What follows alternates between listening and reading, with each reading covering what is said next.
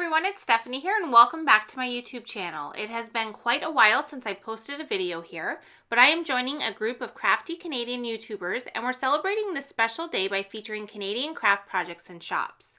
I'm going to be featuring Studio Katja in my card design today. There are a total of 13 shops and 2 Canadian papercraft magazines that have generously sponsored today's event, and we're giving away over $1,000 in prizes. After you've finished watching my video, please leave a comment for your chance to win, and then click on the link in the description below for the next person in the hop. The more you comment, the higher your chances of winning. And please indicate if you are in Canada or elsewhere, as a few of the prizes are restricted to Canadian addresses only. All of the hop details, as well as a list of the giveaways and sponsors, are on Emily's blog, so you can head there by following the link in the description of my video. Okay, so let's go ahead now and get started on the card I'm going to create today. I'm going to be making a slimline card today, and I'm going to use the dotted Slimline Set 1 dies. I'm going to use this large one here to die cut a piece of white cardstock. And then I'm also going to feature the new Happy Celebration and mini birthday cake stamps on this design. You can see you get this really great dot detail around the outside edge, and one of the corners is rounded on each end of this panel. So what I want to do on this card is I want to create a very tall stacked birthday cake. So I'm going to take this tiny little cake and we're actually going to turn it into a very tall cake by stamping a bunch of them and using our scissors to cut them out, and then we're going to stack cakes on top of each other. I am going to be coloring in all of the images with Copic markers, so I am going to make sure to use a Copic friendly ink, and I'm going to stamp out a bunch of cakes. I'm not actually going to end up using all of the ones that I stamp out, but I figured it was better to have too many than not enough, so I could easily stamp, color, cut, and get all of my cake pieces ready for the card. So I've added my cake to an acrylic block here, and I've taken extreme black ink from My Favorite Things. This is a Copic friendly ink, and I'm going to stamp out this cake multiple times on this cardstock panel.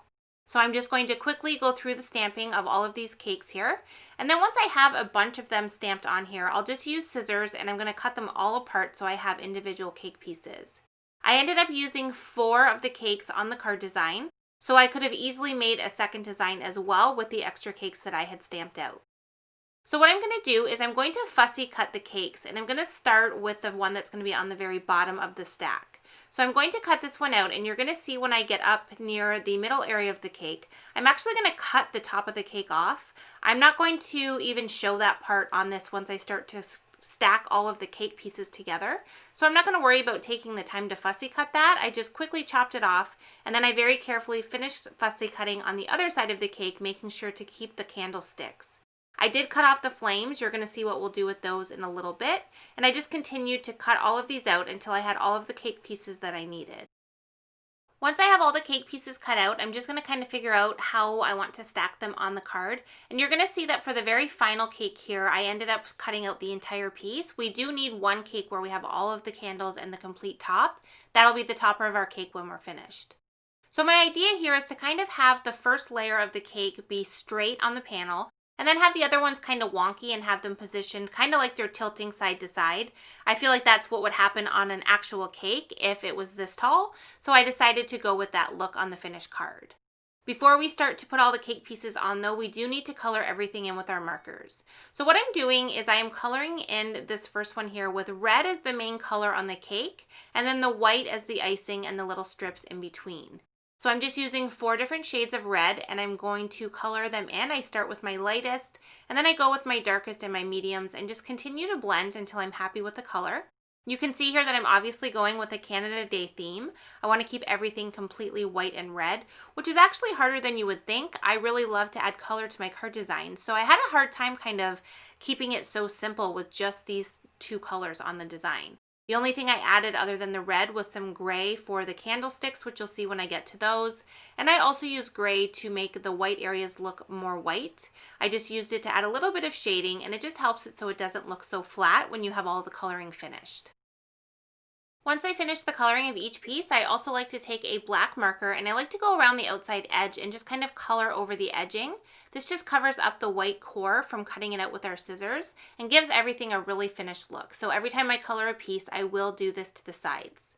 So now you can see I have all my pieces here, and if you look at each of the cake pieces, you can see that I did 2 similar and changed up the other 2 a little bit. So rather than doing them all with the red as the cake and the white as the icing, I ended up changing on 2 of them and doing the red as the icing and the white as the cake. So we're going to kind of stack it so that we have a variation as we add these on the card.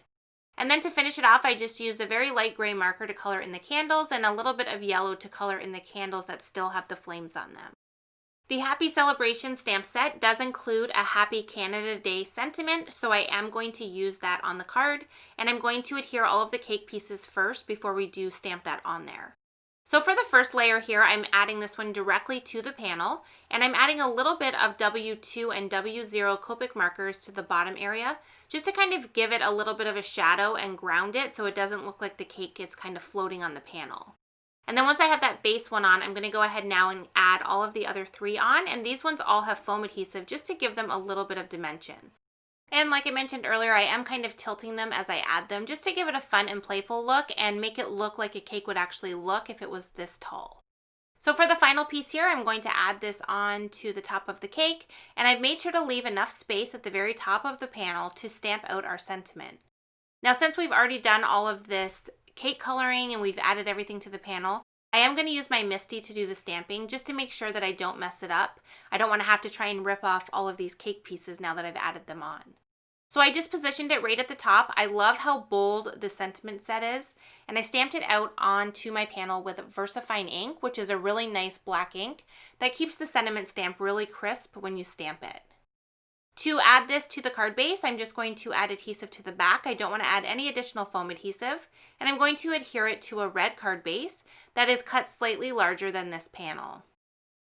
And then the last thing I need to do is just dress up our card and add some fun embellishments to all of the cake pieces as well as the area on the outside. So the first thing we need to do is add flames back to all of our candles. So I'm using some platinum stickles, which is like a gold color, and I'm just adding it to the top area of all of the candles that we cut the flames off. I also added it over top of the yellow that we colored on the flames that we left on the cake, just to kind of make sure everything looked the same. I'm then going to use these Americana stars from Studio Katja. I am only going to use the white and red though. I don't want to use the blue. And I'm going to at first just put some white ones on there, and I decided I wanted to have a couple of red ones as well. So I did switch out 3 of them and added red ones, and I'm just going to use regular glue to adhere these on. I'm also using this awesome jewel picker from Studio Katja, which really holds onto these jewels and makes it so easy to position them onto the card. Next up, I'm going to add a little bit of detail to our cake using a white gel pen. Having the cake with that really dark red really helps the white to stand out when we use it, so I decided to add some dot detail to some of the cake pieces. This one here, I just put a row of dots, and then this one here, I'm going to do a polka dot pattern. And then I also added highlights to the icing as well, just to kind of help make the cake look rounded. And I really love how highlight detail looks on any type of coloring that is kind of dark and really lets it stand out.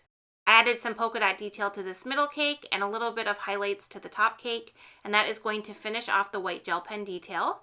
And then the last thing I'm going to do is take some silver stickles, and we're going to add a bunch of silver stickles kind of in random dots all over the area around the cake. I love any type of sparkle, and I just really think it adds to the celebratory theme by adding that on there. So now you can see we started with this little cake and we ended up with this huge stacked cake, and this can be created for all sorts of different occasions. It doesn't have to be specific to Canada Day. So I hope you all have an enjoyable holiday. I hope you enjoyed my stop on the hop.